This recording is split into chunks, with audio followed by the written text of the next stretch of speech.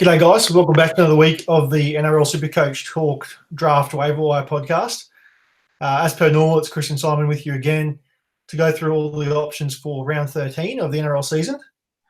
How you doing there, Chris? Good, mate. Just been battling the man flu, but starting to overcome that now. You know, as all the men out there would attest, you know, it's life or death. But for those who are hanging on with man flu, you know, you just believe you'll come good. I'll tell you what, though, like on the topic of man flu, I feel like you get it more than most blokes. Mate, if you want to go deep here, the old black mold poisoning from a bathroom I was in a couple of years ago has not done me any favours. So my respiratory illness is ongoing. But, mate, keen to get into the potty tonight. We didn't get one through last week. Let's try and find some gems. Yeah, let's get into it, guys. I guess we'll kind of start off by saying just with the week that it's going to be on waivers, I think whenever you've had a week after a major buy round, if you play buys, it's more of those one of those weeks where I guess you're looking to get players who were dropped, who were valuable in people's teams who are going for wins. That's probably where you're going to find your value this week more so than on the team list this week, because just having a bit of a quick scan through the teams, there's probably not many wholesale changes where there's like that bona fide number one claim. However, if you go through looking through your waiver list, there's a very, very good chance you'll find a couple of guys that probably should have been held through a buy, but people just made those tough decisions to drop in order to get the win.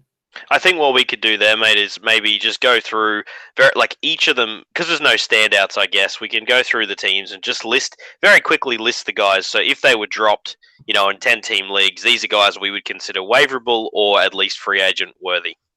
Yeah, that sounds like a good way to do it. So let's get into the Friday night games. So there's going to be a lot of question marks about this game in terms of South's big Origin players backing up only 2 days after Origin tomorrow.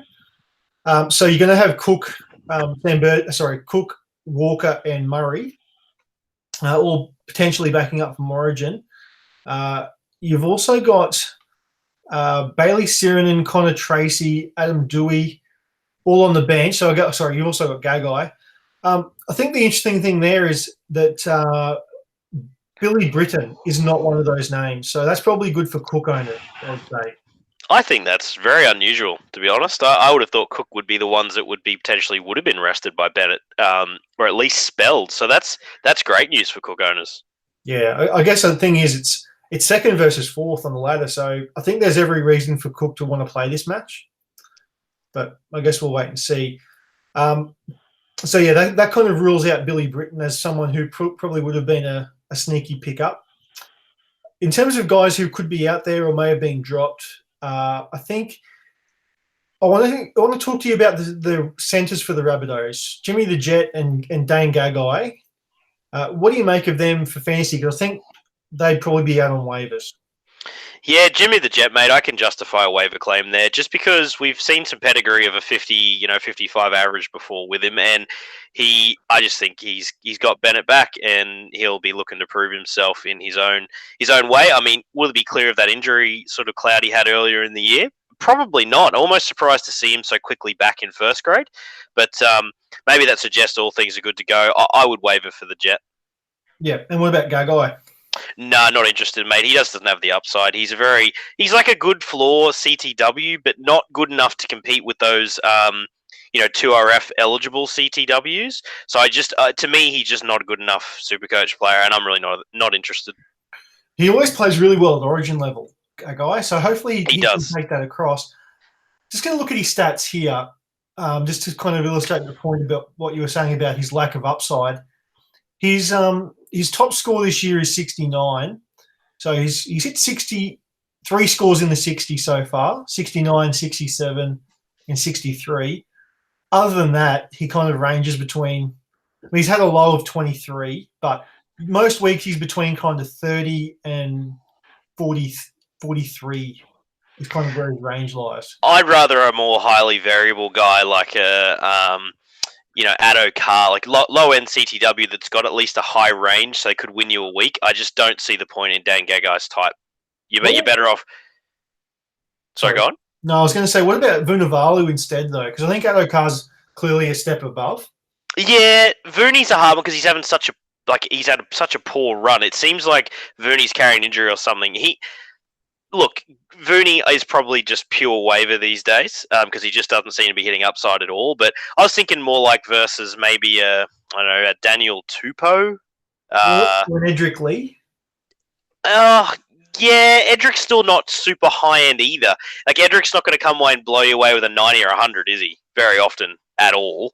He might hit more upside to hit 70s more regularly than Gagai, but yeah, that's a hard one. I think more the better comparison is probably like Daniel Tupou, who's not a highly sought after Supercoach player, but he has like a bigger range where can go out and score you 90 sometimes, which I'd still rather than just the consistent 30s that Gagai gets you.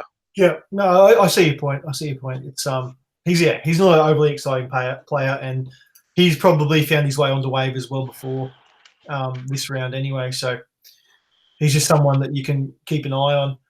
Over to the Knights then. I guess just before you go, mate, I'm going to cut you off there. Sam Burgess due to go down for some surgery. Do we think Ethan Lowe jumps in and gets plays 80 minutes in the couple of weeks in between the bye round? That's a really good point. He probably does, And I think, to be in fairness, because of the type of role that edge will play there, I'm okay with stashing him for, especially for a Surges owner and there's not much out there. I'm thinking potentially 12 and 16 team leagues. I have no problem with stashing Ethan Lowe this week to see what happens for next. Yeah, no, I don't mind that at all. That's a pretty good call. I completely glossed over that, so good pickup. Really good pickup. I was about to say before that the big news here is that Connor Watson's playing hooker. And Kurt Mann's freed up to play 5'8". Kurt Mann, baby. Get on him. He's got the sneaky hooker eligibility too, which is pretty important. He is, mate. For those who are struggling in the hooker space, which a lot of us are, I like it. I'm on board for a waiver claim here. Tough matchup against Souths, I must say, though. It is. He's not one you'd be excited about playing this week, but I tell you what, considering he plays the big bye round for those leagues, as well as the fact he showed plenty when he was in there a few weeks ago, I like it as a waiver claim here in a side that's playing well also. Yeah, no, good get. What about Watson? Would you waiver for Connor? Does he?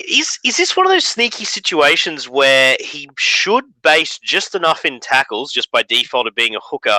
Plus, he's got that obvious X Factor style that he could hit some upside to get him to a sort of a 50-plus average.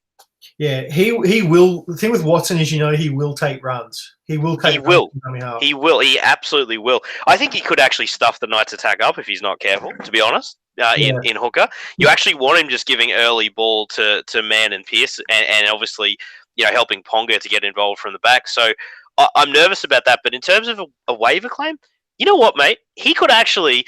This could be how the Knight side lines up. Obviously, Levi is out for a while now. If this works, this could be the team you're looking at.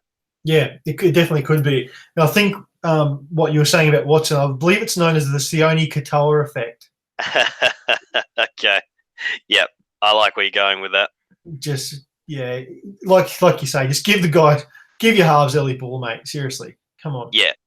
Don't get me started. Yeah, I'm not going to waste everyone's time like I did a couple of weeks ago on just how much I don't rate him as a footballer. But this side, I'm going to say waiver claim for Mann and Watson with particular interest in Mann. I like the hooker eligibility as well. Yeah, that's good, mate. What about the back rowers for Newcastle, Fitzgibbon and Barnett? Because they are very close to your Cecil Wonder line from years gone by. 100%. I managed to hang on to Fitzgibbon through the bye because I still believe that connection between Ponga and Fitzgibbon, will pay dividends as the year goes on. And I'll maintain it. I'd have him in that order. And if Fitzgibbon was dropped, I'm waiver claiming him 100%. Yeah, no, I think both of those guys could have found their way out on waivers and should be rostered back again this week if they were.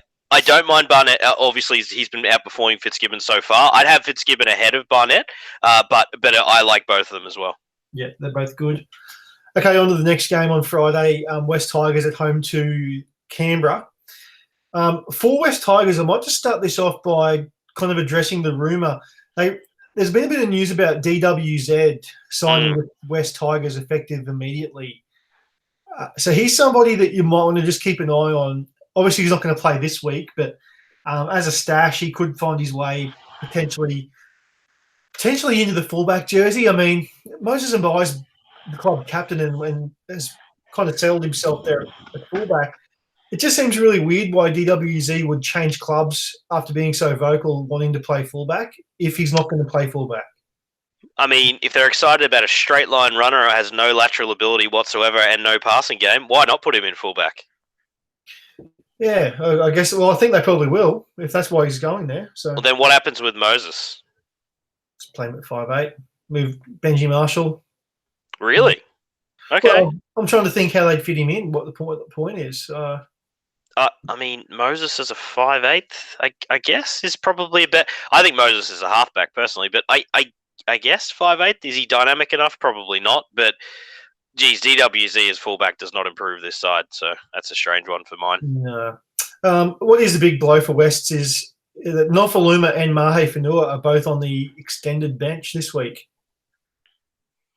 I'm a believer in Nofo. I still would love to know what's actually happening there. To have a winger who is, yes, defensively, I guess he can misread at times, but his attack is, his defense is no worse than Mahe Fanua, and his attack is as good. And yet Mahe had an extended run in the side, flopping about in defense. So I find that very confusing.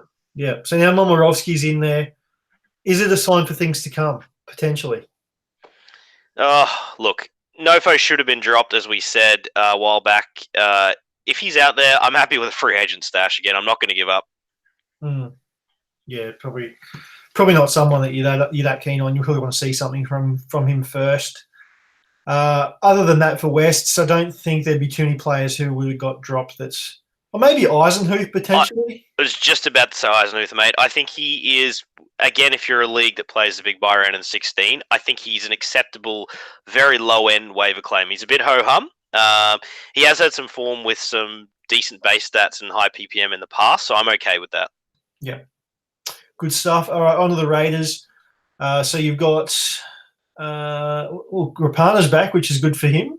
Jesus, the kid, does he heal fast? What the hell? Yep, he can heal, mate. I mean, if you're a Rapana owner, mate, at some point do you want to just say, oi, Canberra coaches, Rapana, have a fucking break, son. Honestly. Give him a rest. Surely he can't keep healing this fast as this. He just keeps getting injured. So good to see him back, though. We love watching Rapana. Has taken a bit of a value hit, though, without Joey there. Yeah, that's true. I think that Rapana would be on waivers in a few leagues, potentially, just because he's been so inconsistent. Yeah, well, he hasn't been that good. Any level waiver, mate, in what's been a really rough CTW landscape, I can justify any level there if he's sitting there, even in 10-team leagues. Yeah, because I think he'll be out there. Other than that, you've got Bateman back, which is good news for Bateman. Obviously, that was a last week bit of news. Whitehead's still in the second row with Tapani in 13. Concern for minutes with Tapani there, mate, if he's in the 13. Yeah, it's not good for Tapani. Like, you can't really start Tapani. You can't. You absolutely can't. He with Ryan Sutton on the bench as well, who can come in there. He's definitely a wait and see, isn't he? Yeah. The only thing I would say though, just to be mindful of, is that Ricky did say in one of his press conferences that he did want to ease Tapani back in. Yep. Minutes wise. So last week he only got the 35 minutes, but I would probably expect that in the next week or two, playing at that lock spot, he might start making his way up to the minutes that Ryan Sutton was getting prior to Tapani's return, which is kind of that 55 to 62 sort of range. Yeah, so I think you'll probably see that to be his kind of next jump in minutes. I don't love it for him. He's really an edge back rower type that should really, 80 minutes to try and hit that upside with sort of a 35 to 40 base. So I'm not that excited about Tapani rest of season if that's his outlook. No, you're obviously hoping that he's building up from, he gets to what I just mentioned, and then hopefully he can build up back to 80. But like we say with Canberra all the time, they're another one of these teams that have potentially 80 minutes at the hooker, both second rows and lock. So it's really hard to run with the rotation like that. It is, and then you've got Papali, who's been playing better and commanding bigger minutes. So something's got to give there for one of them. I guess the only thing saving that is that Louis, the other prop, who plays about 20 minutes. So Just want to point out a bit of love for my boy Havili, who stepped in and outscored Josh Hodgson in his first full start. So, welcome to the side, my boy. And anyone who picked him up on recommendation, he's someone at least we can. I think he just looks quite busy and he's going to make tackles. He's a fine start and reevaluate come the big buy round. Yeah, sneaky little pickup. Good little stash there. Okay, on to the Saturday games. 3:00. Warriors versus Storm. The Warriors team is relatively unchanged. I say that in terms of that Tavanga is out injured. Adam Blair's been pushed up to lock with Lachlan Burr back to the bench. It's probably the key moves there. Anything that really sticks out for you for the Warriors?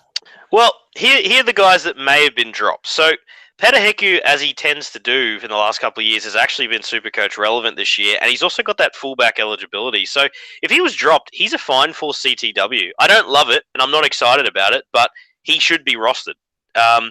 Patrick Herbert, obviously goal kicking, not a great matchup for him, but he should be rostered if he was dropped. Right at Ken Mamalo's weird form surge, it makes no sense until it dies. I'm fine with that.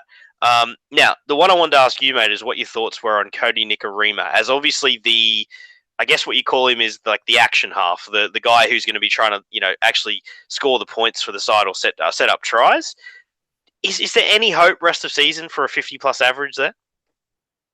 Like 50-plus average as of now, or obviously a terrible matchup. But let's pretend. So literally, if you want to exclude this week or just rest of season, is Cody Nikorima someone that should be rostered and stashed this week with a view to the big buy round / rest of season? I think so. I think he probably is. If I was to do a top 10 halfback rankings rest of season, yep. Without going into too much detail, I'm pretty sure Cody Nikorima would feature like 9th or 10th, probably. Yeah, somewhere in the range from 9 to 12, depending on your preference. I think you're right. I think he is low-end waiverable, especially if you're needy in the halves. At the very least, he is stashable going forward for that buy round.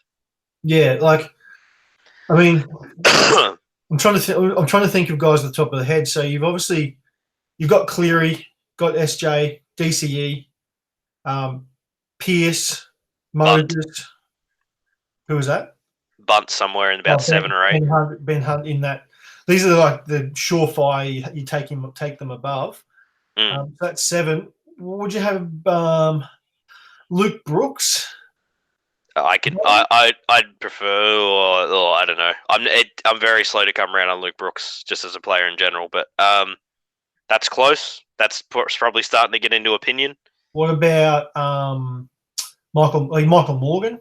I'd have Morgan still ahead. I'd have Nikorima ahead of Dearden, for example. Yeah, so that's if you've got Morgan, then that's 8.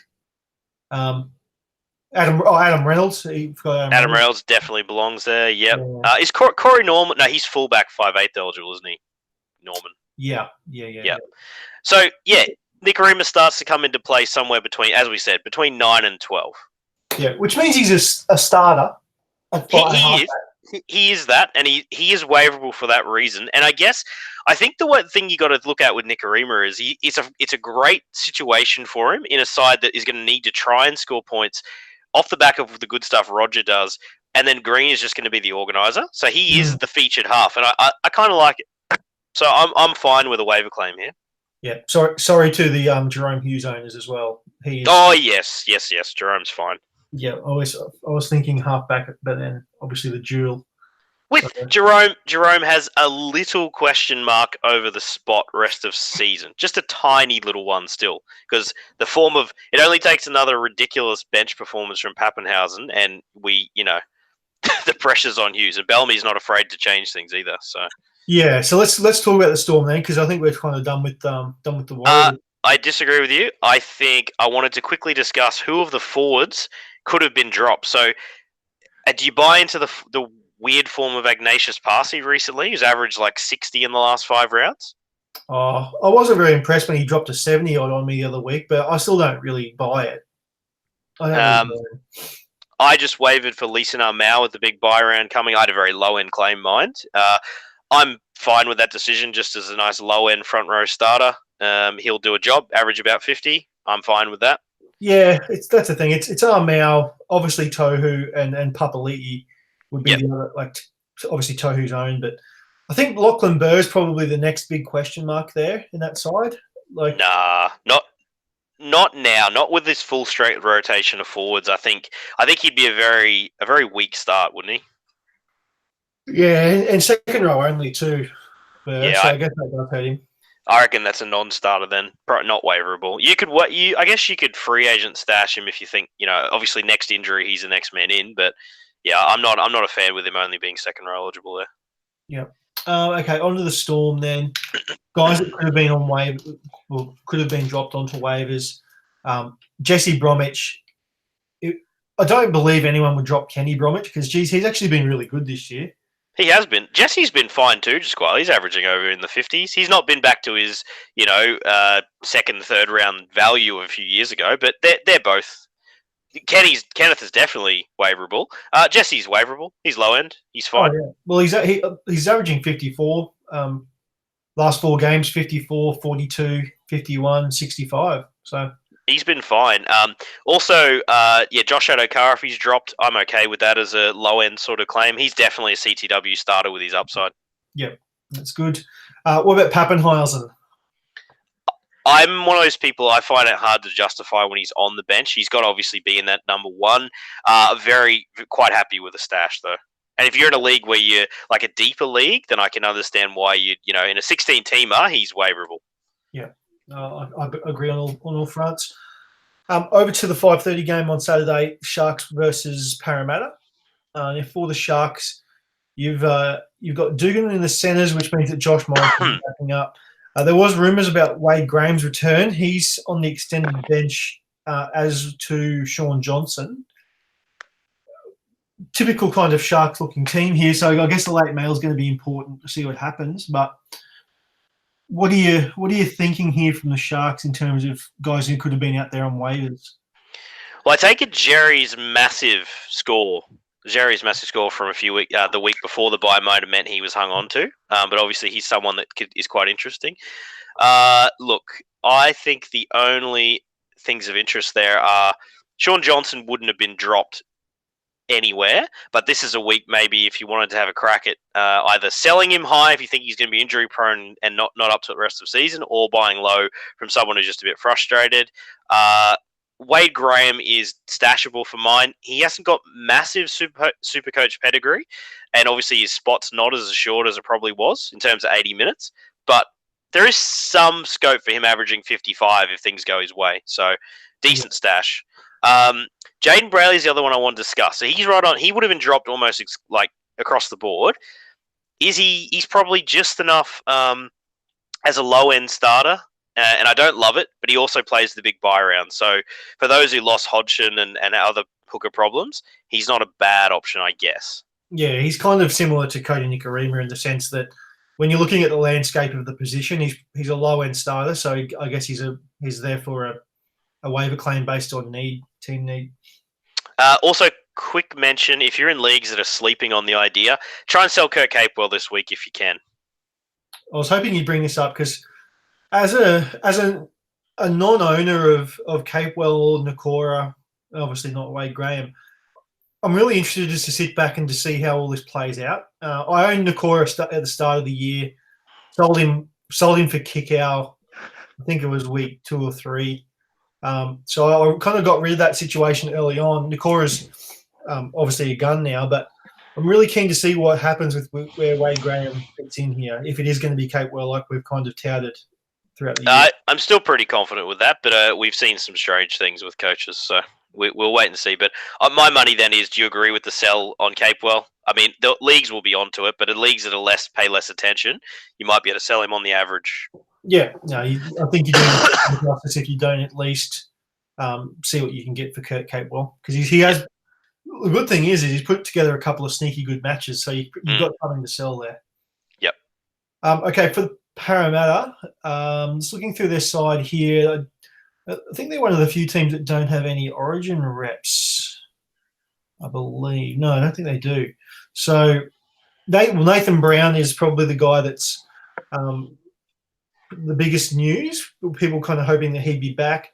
He is in the 21 jersey, so he could make his way onto the team. We did learn last week that Murata Niokore was the guy that missed out with Manu Ma'u going back into the second row, not Sean Lane. So I guess that kind of leaves an opening there for Nathan Brown to just come back into that 13 jersey and get some decent minutes at lock. Yeah, it's actually played out the way that people that are invested in those the actual good back rowers were hoping, and the way we thought it would. So I'm feeling really good as a Mahu owner that the 80-minute role is looking pretty solid right now. Yeah, look, the question I have for you is, for Nathan Brown, is he going to be the Nathan Brown of old with this? You got two 80-minute edge back rowers, but what's changed this year? There's a couple of things. The first thing is that they never used to have an 80-minute hooker. They used to share, Cameron King, and then it was Isaac de Gois before that. And they've always had that number 9 that's been getting a shared role, and also Junior Paulo, a bigger minute prop. What's Nathan Brown? What is he going to be rest of season, minute-wise? I'm thinking like a sort of a 60-minute type, sort of think like Josh Maguire, just a shorter, like have that break in the middle of a game and try and then close out a match, because he's also been a little on the injury-prone side. And I think that with his aggression and stuff, maybe the coach wants to, I feel he could use him in that sort of a role. 30 off for 20, like 10 each side of the half, and then finish the game. That would be if I gun to my head, if that's my prediction. Jai Arrow minutes. Yeah, I think that could very well be the way, because having Lane and Mario on the edges, I think, suits them really well, and they looked really good last week. So yeah, that's good. And thanks to Parramatta, by the way. I backed them, and yeah, it was a good feeling to watch them. Mitch Moses, he looked very good. Yeah, he's had a bounce back season. Old Mitch. And special mention to Will Smith, who should never appear even in a team in 16-team leagues again. He is absolutely rancid for Supercoach, and I will never even mention or look at his name in a podcast again. I reckon he'll come up next year somewhere. You watch? No, I refuse. If you even mention his name, I will not mention him.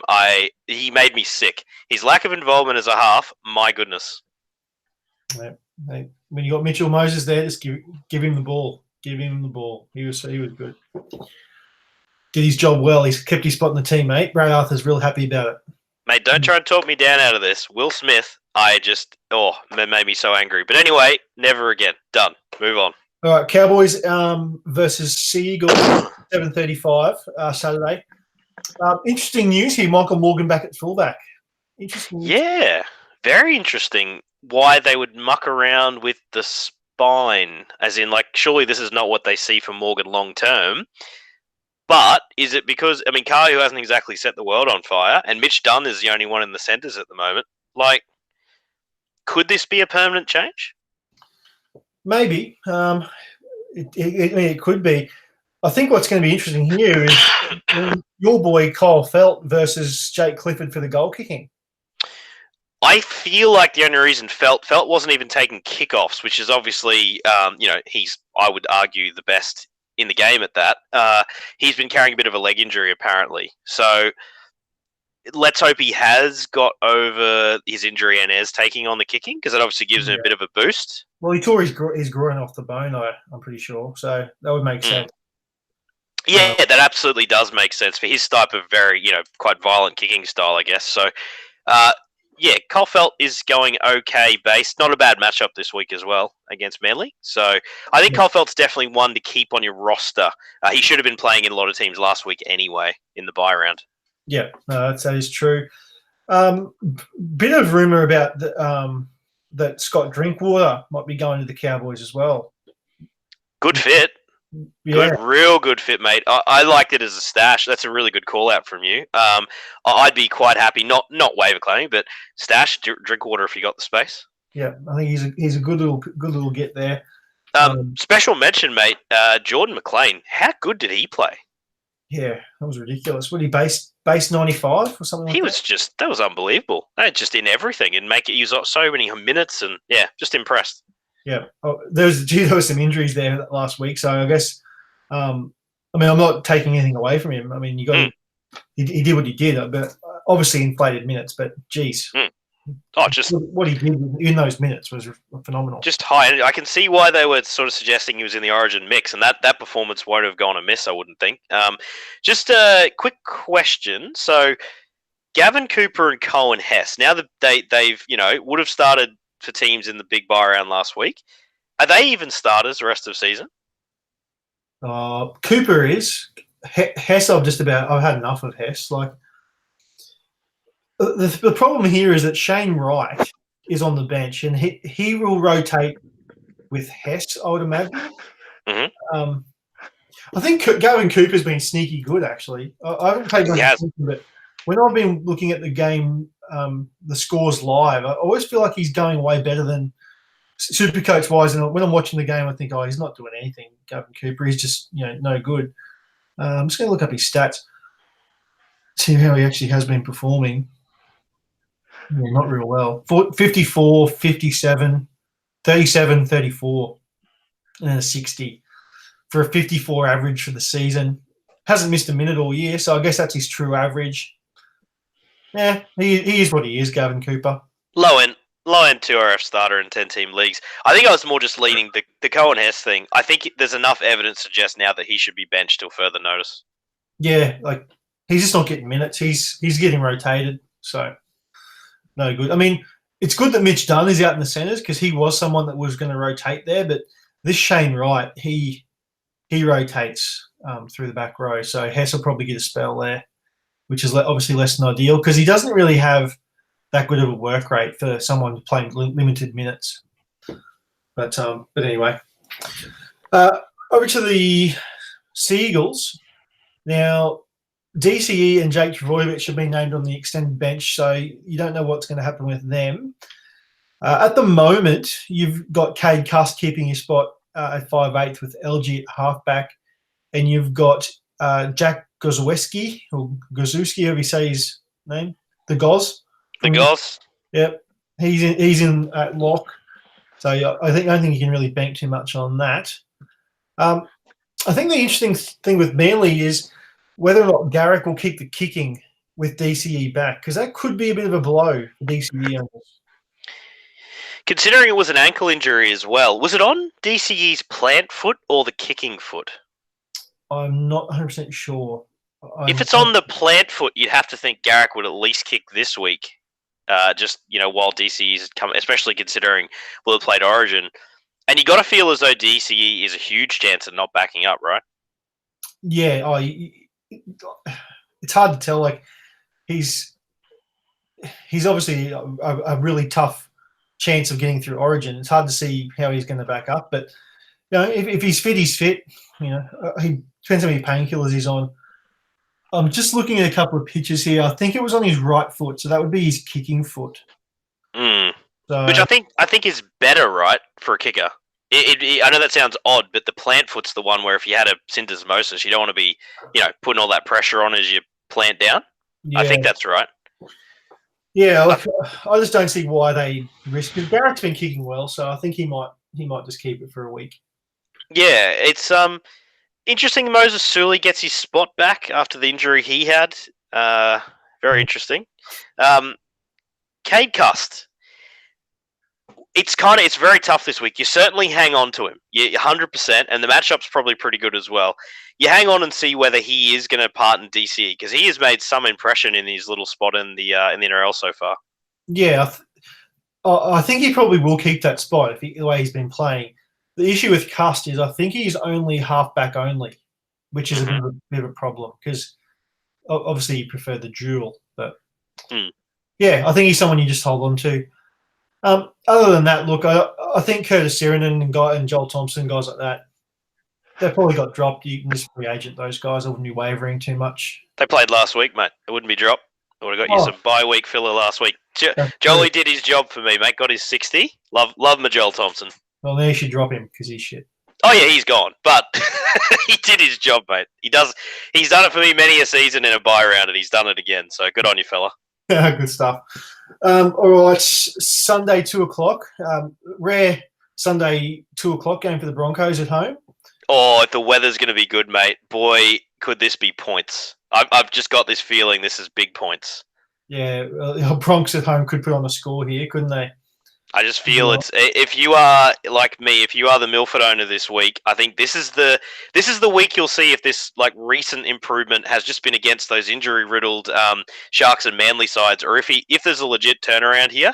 I'm going to say it. I'm putting out on a limb. Buying low on Milford or going for the owner that thinks they were flukes. This could be the week to do it and start him. And just reap the rewards, you reckon? Just get I'm going for it, mate. I think there's points this week. Yeah, well, I mean, I don't think Katoni Staggs hasn't been performing that well, so he'd be on waivers. Probably Azarko as well. If you are right, and there is going to be points, you want the goal kicker. Or Azarko's been kicking, so you probably he's been that bad. But I'm going again, mate. I'm going again. Staggs and Asako are super low end waiverable or free agent pickups. I'm certainly at least to see. Look, put it this way: you pick up Asako or Staggs this week, and they don't perform. That's them done for the season. Yeah, I mean Azarko. Geez, I've never been more wrong on a player this year.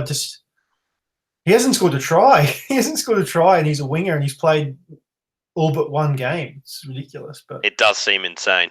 Anyway. Yeah, you just want to. I guess this is the matchup to fire those guys up. Anyone else? The Broncos. I mean, McCulloch's back. He's on the bench. Waiverable. He'd have been dropped in many leagues, mate. He's back way earlier than expected. I'm all about it. He would be a number one waiver claim for the week for me if he's out there. Are you a little bit concerned about minutes going forward with Seguiara also in the team? I don't think so. I think it will be McCulloch's role going forward.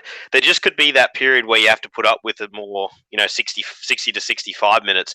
But he has proven to be Supercoach relevant with those minutes in previous seasons. Just not a 60 average, more like a 50 to 55, which if you consider the current hooker landscape is still well and truly startable. Yeah, it's still decent. Okay, so that's pretty much with the Broncos. I mean, Gillett could have been dropped. He hasn't really been that good, though. I think Gillett's going to be a nice bounce-back candidate next year if he can stay injury-free rest of this one, because he's clearly underdone, which, if you consider he had all that weight loss with that injury he had, it's understandable. Yeah, it's just a recovery year for Gillett. It is. Over to the Titans. Still no Michael Gordon, so Brimson's at fullback. God, he's good. How good was that line break? Yeah, he is a gun. I wished he just changed the ball and just gave one to Kahu. He just kind of tried to run around him and didn't quite get there. But yeah, Jordan's not slow. Like that was a kind of a maybe inexperience there. He definitely should have tried to move on him because he's got all them. Yeah, he's got the tricks. Yeah, but the break itself. I mean, he's done that just about every week for the last 3 weeks. So just electric and something out of nothing. Unbelievable. Yeah, he's a really, really good player. I think it's interesting that Peachy's still on the bench with Arthurs there. Look, if Arthurs was showing more, I'd probably be a bit more behind the decision. I just don't think Arthurs has really done that much to keep that spot. I think it's probably time that Peachy does go back to the centres. But anyway, that's Brennan's decision. I guess the thing for the Titans here that I think is interesting is that Nathan Peets is very, very, very close to returning. Mm-hmm. And what that means for Mitch Rain going forward. Interesting one, mate, because Tyron Peachy, if he's on the bench, can easily, spell Rain if he needed to in case of injury or what have you. So, I'm not quite sure either, to be honest. Keegan Hipgrave starting in the 12 is interesting, though. It means Peachy could have a spot there. Oh, man, he's just such a useless player. I don't get it. I just hate how he gets all this hype. I understand he's an absolute lunatic, but that doesn't mean he's a good football player. Like he's not. He gave away 3 penalties in a row the other day for the Titans. And I'm not a Titans fan, but I got a soft spot for the Titans after the way I do too. DCE kind of sold them up the river, and then Jared Hayne just come over and completely ruined them. And yeah, I agree. I mean, obviously Ash Taylor has been a pretty poor investment, but I do feel for the Titans, and I just don't. Yeah, I don't know. Seeing guys get the hype, I just don't like it. I agree with you. Just want to point out that Mo, as he's been called on this this team sheet I'm looking at, Mo Fotuaika, he's been fantastic. He has been good, old Foxy. And if you picked him up and played him in the buy round last week, you were treated to a fantastic base stat performance, and I think he's probably earned more minutes going forward.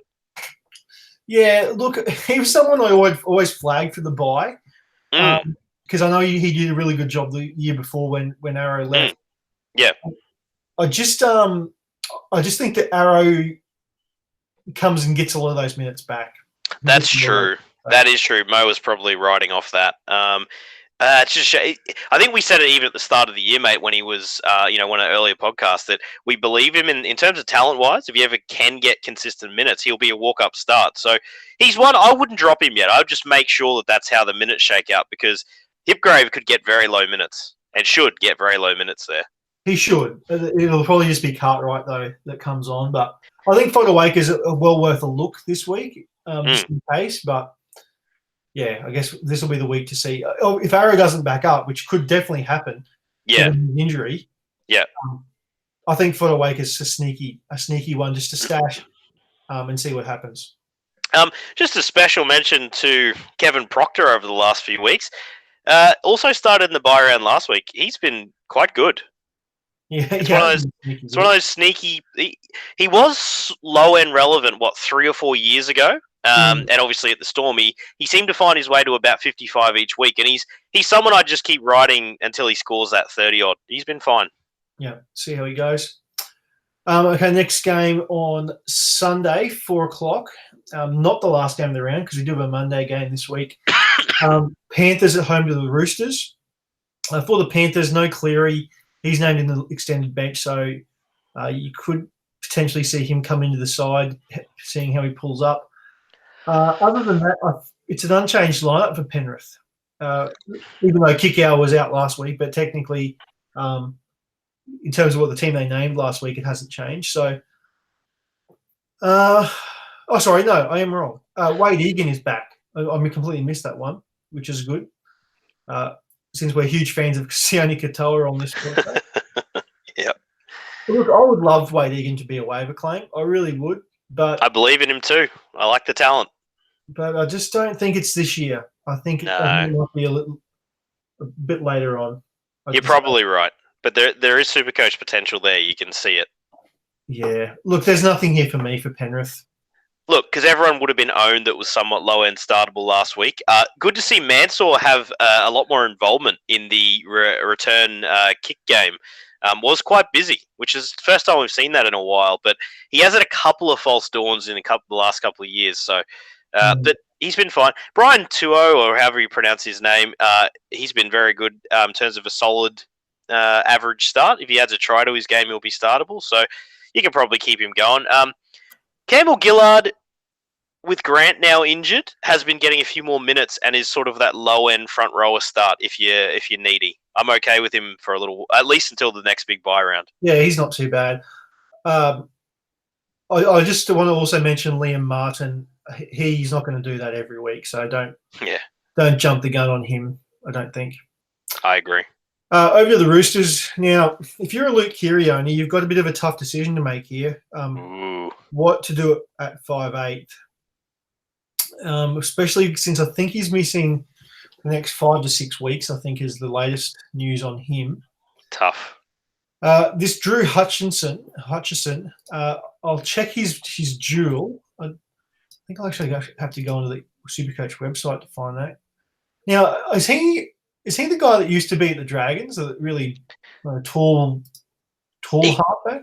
Is that the name? I did recognise the name, and if it's the tall guy you're thinking of, he looks huge for a half. Yeah, so the good news is he is 5'8" halfback dual, so that's pretty good. What's happened to Lamb? He didn't look good? He was okay. Is he even in the team at all? No, he's not even on the extended bench. Look, if you're a Luke Keary owner, you probably don't have many options. You might even have Jerome Luai. So if you are running with Luai and then Cleary does get put into the back end of the team at his expense, you might just have to switch straight over to Hutchinson if that's the way you're going. Mate, he is that big that big 5'8" guy. So He's there. left-footed kicker. I remember him. Yeah. Very interesting one. You know what? Considering he'll play the big buy round as well, I'm fine with a stash there. Yeah. No, I hope he goes all right. He's a bit of a cult. So do I. So do I. Just seeing that monster, and considering he's got Kronk as a halves partner, it'll look kind of funny. Yeah, just the young fella who's just way bigger and Kronk's just a monster. Absolute monster of a human for a half. But anyway, just want to run through the other names. So potential low, especially in 12 and 16 team leagues. So low end waiver / free agent. So I'm fine with Daniel Tupou, who'd have been dropped in most leagues. No to Joey Manu until he shows something. Ikavalu in the right matchup's probably fine. Hutchison a stash. Waria Hargreaves, with his suspension, probably has been dropped. I guess I'm okay with a low-end pickup there as well, because front row's not been phenomenal outside of the top few. No, he'd have been dropped, I'd say. Yeah, he's okay. And then the other one, Victor Radley. That narrative just, there's no point there, is there? No, not really. I think he's probably done his course, especially with Orbison on the bench. Orbison will probably come and give him a bit of a spell. Yep.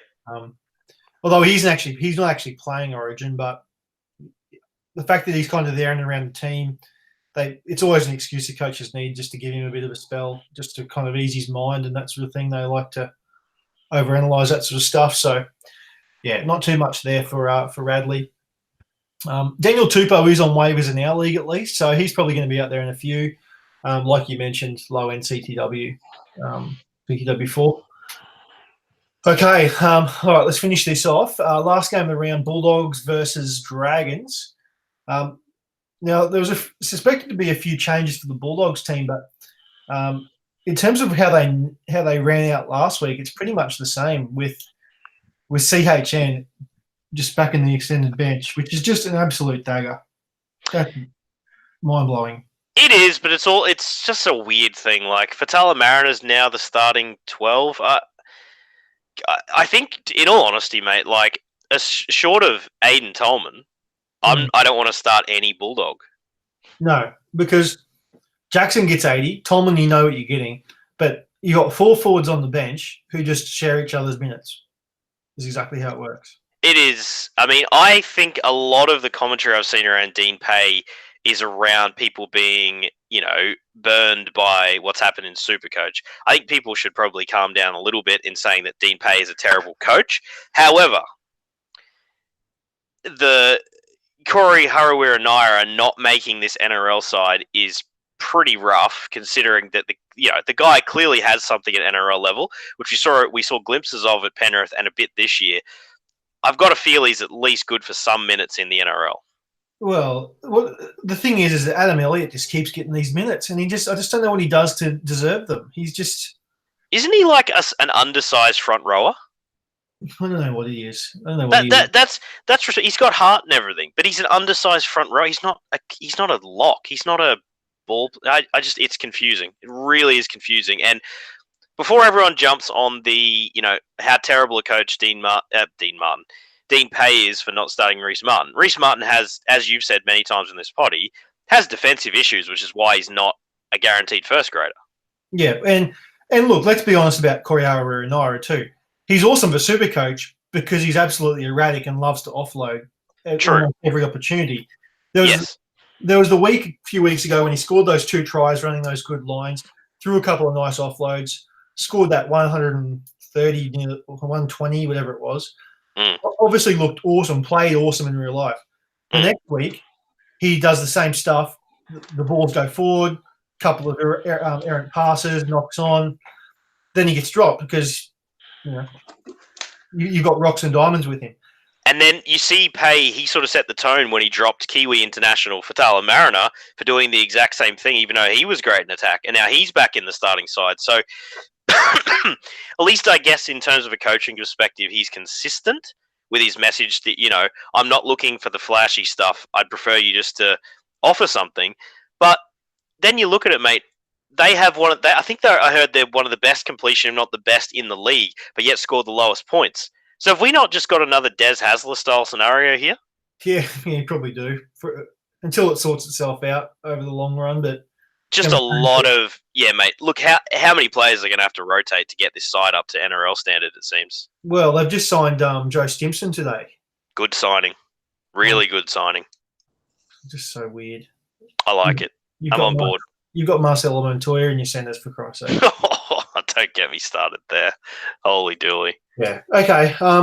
Needless to say, let's move on to the Bulldogs because we're not. Oh, well, I just want to know, is Fatala Mariner waiverable now No. that he's starting and probably getting 80 minutes? No, he's not getting 80 minutes. He's not getting 80 minutes. So what is he? What's the rotation here? Reece Martin subs him. Oh, so Martin subs him on an edge for Chris Smith for Elliott. Yeah, correct. Oh, wow. Okay, so Mariner is just waiver fodder. Fair enough. Yeah, that's what happened last week. Fatala Mariner played 54. I've been going from watching it. I feel like it was about the 54th minute mark because I think Reece Martin played 26 minutes. And it was a straight swap. I'll just check Fatala Mariner's minutes, but I'm almost certain that's where it was. Yep. So no go. Yeah. So what's it doing? 52 minutes for Fatala Mariner. Yeah. Womp womp womp. So there you go. All right, Dragons. Now, for the Dragons, Lomax has gone back to centre with Laffey injured. How long's that injury for, mate? I think it's about 6 weeks. Oh, Laffey's legit out for a while. Okay. Yeah, I think I'll better do the old Google search on Timmy Laffey. But it's a 6 weeks with an ankle. So it's a pretty long period of time. So Dufty is back there, and we'll play the bye round. So, and Norman's back too, I guess, which is also kind of an extra addition there to the side. So, what do you make of this team? I think just like the Bulldogs, they're just a team that aren't performing well, and you've got such a weird rotation going on. I mean, I guess Laffey's injury adds some clarity for the next 6 weeks because I think it makes Aiken and Lomax potentially low-end waiver claims. Probably. I can deal with that. Dufty's, you know what? He looks good. He looks flashy, but he just doesn't have the work rate to make him all that relevant, to be honest. No. I'll tell you what I'm interested to see here is if Ben Hunt gets back into this team this week after backing up from Origin, I really want to know if Jai Field goes back to fullback. Oh, that would be... look, I'm happy. I saw that as well. He's looked much more dangerous. He's undersized like Dufty, but I mean, they're like for like. Geez, I'd love to see it. How does he go into the high ball, Jai Field, do you reckon? Yeah, look, I just like I like the look of him. He looks like a confident player. I don't think he'd be too overawed by it. Look, it might not happen, but I mean, he's got that duel, so he's obviously played fullback before. Just something to keep in mind, I guess, just with the bye round coming up, and he hasn't got the goal kicking at the moment. So depends. It depends. It's hard to see Field getting dropped from the team, but with Norman back, I guess you could see it. But yeah, Dufty might not necessarily have that long a stint if that does come to fruition. So I think Norman, Aitken, Lomax are the three for me. Tyson may have been dropped. He's fine, but he's been very injury prone this year, so a word of caution there. Well, if you owned Frizzell, he would have got dropped because last podcast you said how much you would drop him for sure in the bye. Yeah, I would have dropped him. So, but at the same token, if he's out there, if he's not injured, he's a decent low end third CTW, 2RF. Sorry. Yeah, and I think it's also interesting that Pereira's got the flick as well. I just, again, Ravalawa, who we've mentioned a few times, I don't want to have a go at him personally or anything, but just I don't know what Mary's doing. I can't quite figure out this message he's sending to these backs. It'd be very confusing. Play poorly, have a stint away, and then come back in again. I just don't quite understand it. Yeah, no, it's pretty rough. Okay, that's pretty much it for the waivers then, mate. How would you... Oh, is there anyone else for the Dragons, I should say? Nah, they've got a whole heap of forwards that are somewhat, potentially relevant with minutes, but they're just not exciting. So happy to just do the summary now, mate. Yeah, look, Monday night game. All of these late inclusions are going to be absolutely chaotic for Supercoach. Hunt, Frizzell, Vaughan. What happens with them? We could recommend Leilua, but then if Vaughan's back, or even Frizzell's back, either Laurie or Host could push back out to the and move Leilua to the bench. And let's just move on. Okay, so top claims of the week. Is there anyone that stands out? Because we did say there's probably not a lot of standout this week. I think there's two, mate. There's two that were a very good chance of being dropped, and I think they're definitely waiverable. Is Rapiner and McCulloch. Yep, good ones. In shallower leagues, I do think. Hang on, no, who is it? I'm trying to think who I was. Drinkwater. I was going to say Drinkwater. If you're in a league, I think. I think he could be a sneaky one. Jimmy the Jet as well, mate. Deserves a mention. Yeah, Jimmy the Jet, good get. So obviously play it by ear and see how you go. But hopefully we've given you a few names that you can target this week. One more I'm going to mention that I do think is waiverable is Kurt Mann. I think there's enough talent there that if he just runs with that role, he won't get dropped. Yeah, he goes good. I'm just going to look on Twitter here for some questions. I think we've kind of answered them all. Drinkwater, high waiver. Thoughts on Tapani at lock? Not promising. I mentioned that. I'll just run through this one here from Jacob. I've already responded to him on Twitter. At the moment, he's got David Clemmer in his front row, but he's also got Jared Wallace. Oh, sorry, hang on. Let me start that again. Clemmer in his front row. He has got Nathan Brown and Jared Wallace on his bench. He could move either of those into his team and then push Fisher Harris up to front row. So essentially Clemmer out for one of those two. His backs are Edric Lee, Michael Jennings, Will Hopewadi, and Dale Copley. He wants to know if he should take Masters for Clemmer. Snap it off. Done. Easy. Yep. So take that. So that's you've got Masters in your centre wing. That's a huge win for that. That centre wing is honestly like really bad. So considering you have got a lot of strength already in your forwards with Brown potentially pretty close, and Clemmer also obviously, he's got backing up from origin issues / injury risk there with that. That's an easy win to take Masters every day of the week. Downgrade from Clemmer to Brown, which is a downgrade, but hopefully not too big. But they upgrade to Masters is just too big to huge. Do that. All right, mate. Thanks for another week, and I'll be back with you again next time. Good stuff, fella, and good luck to everyone out there. Let's get it. See you later.